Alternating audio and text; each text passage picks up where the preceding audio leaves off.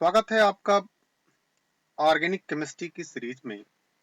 General organic nomenclature की series में आज हम लोग naming of benzene and related compound की चर्चा करने वाले हैं, वो भी एकदम सिंपल तरीके से, एकदम इजी, एकदम आसान शब्दों में। सिर्फ हमें सीखना है, ठीक है, और इसकी सहायता से हम कठिन से कठिन कार्बनिक यौगिकों का नाम लिखना सीख जाएंगे। तो चलिए आज हम लोग बात करते हैं नेमिंग ऑफ बेंजीन, यानी कि बेंजीन का नाम लिखना और उससे संबंधित जुड़े हुए यौगिक को लिखना और समझना। तो प्यारे बच्चों, सबसे पहले हम आज जानेंगे बेंजीन को। सबसे पहले हम लोग आज क्या जानने वाले हैं? तो आज हम लोग जानने वाले हैं बेंजीन को। तो चलिए हम लोग पहले बेंजीन को जानें, यानी कि यह बेंजीन बार बार आता है, आखिर ये है क्या और ये क्यों बच्चों को अक्सर परेशान करता है। तो यह बेंजीन, जिसे हम C6H6 के रूप में देखते हैं, यानी कि जिसमें कार्बन की स्थिति 6 होती है और हाइड्रोजन की स्थिति 6 होती है, मतलब यह एक रिंग में होता है और अल्टरनेट डबल बॉन्ड से वह जुड़ा रहता है। इसको हम ऐसे दिखा सकते हैं, इसका स्ट्रक्चर क्या दिखाएंगे, कुछ इस तरह से। देखिए ध्यान से और समझिए और सीखिए। देखिए ऐसे, ये अल्टरनेट डबल बॉन्ड से जुड़ा हुआ है और बाकी यहाँ पे H जुड़ा रहता है, यानी ये सब C की स्थिति है। ये सारे पॉइंट C को इंडिकेट करते हैं, ठीक है। ये सब के सब C है। हम इसको दूसरे कलर से देखें तो कुछ ऐसा ये दिखेगा, जैसे ये मैं दिखाना चाह रहा हूं।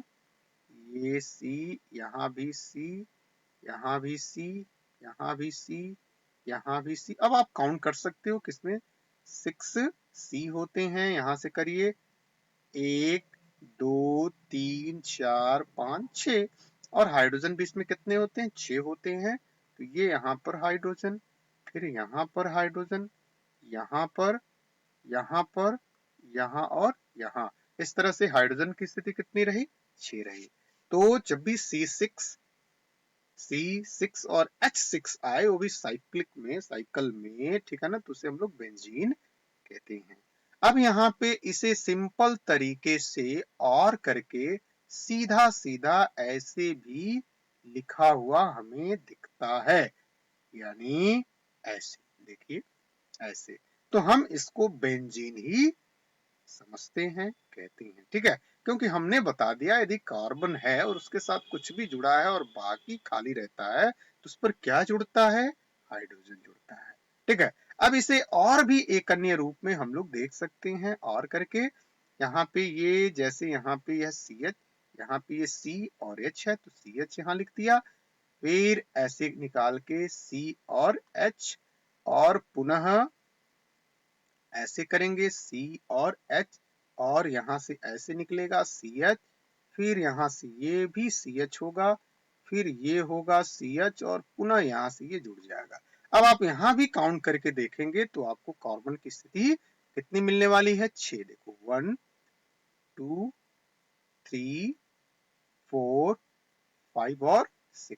तो यहाँ कितने कुल कार्बन है? 6 हैं। और हाइड्रोजन भी कितने हैं? 1 2 3 4 5 6, यानी कि 6 हाइड्रोजन है। यानी कि कुल मिला के यह भी एक बेंजीन है, बेंजीन ही है। इसको ऐसे भी कहीं कहीं मिल सकता है देखने को, ठीक है। अब इसमें आप डबल बॉन्ड की स्थिति दर्शा लीजिए। डबल बॉन्ड, डबल बॉन्ड वही अल्टरनेट हम लोग लगाने वाले हैं। जैसे मान लीजिए हम यहाँ लगाए हैं, ठीक है, तो एक यहाँ लगाएंगे तो इसको छोड़ के यहाँ लगाएंगे, फिर इसको छोड़ के यहाँ लगा देंगे, तो ये अल्टरनेटिव डबल बॉन्ड से जुड़ा रहता है, ठीक है। अब मान लीजिए कि इसका हमें IUPAC नाम लिखना हो।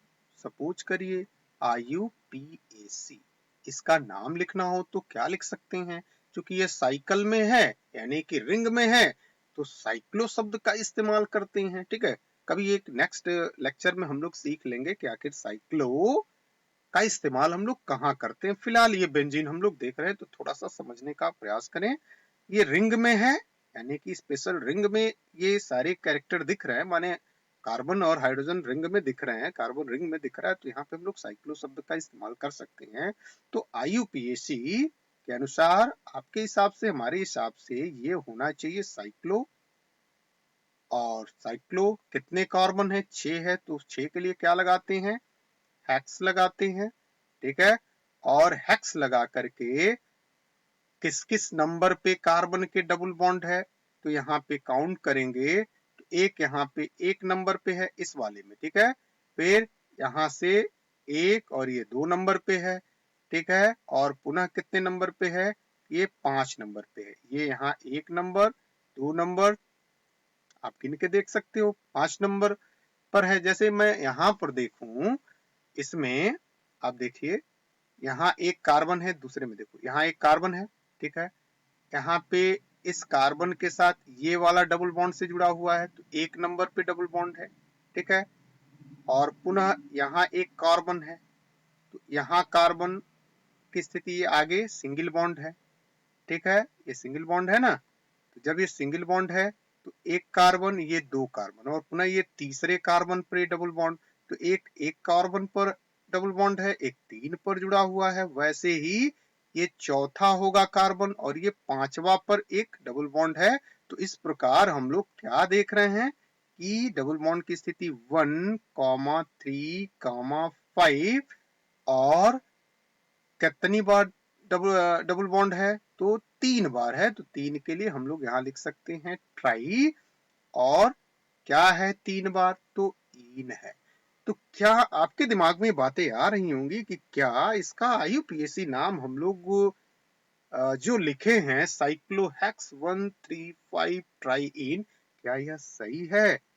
तो बिल्कुल भी इसका यह नॉमेनक्लेचर यानी कि बिल्कुल भी सही नहीं है। अब कारण क्या है? यानी कि यहाँ पे हम लोग कह सकते हैं कि यह सही नहीं है।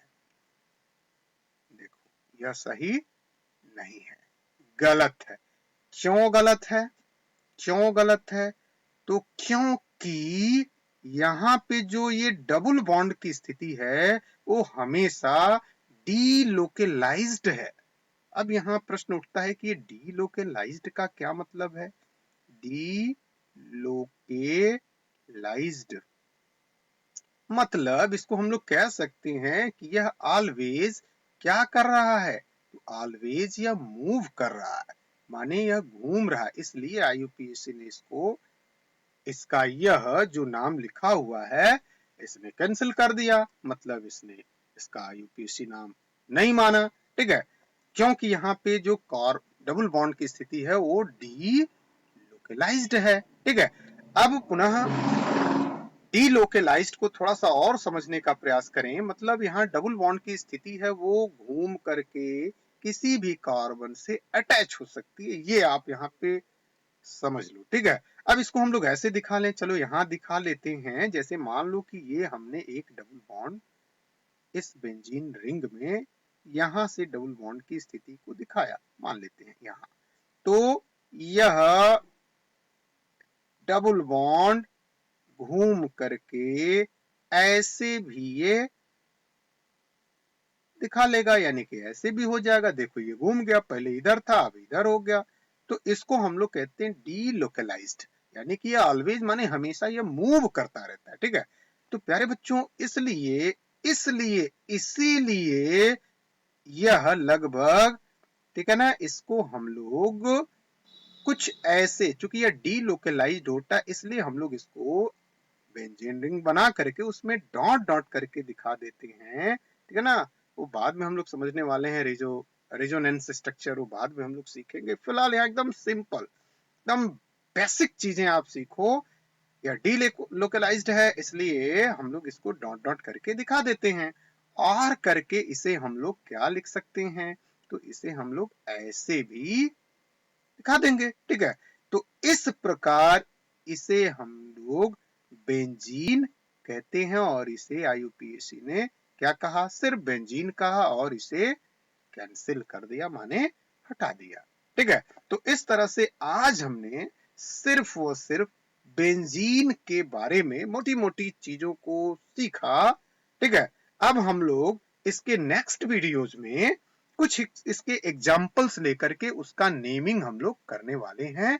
तब तक के लिए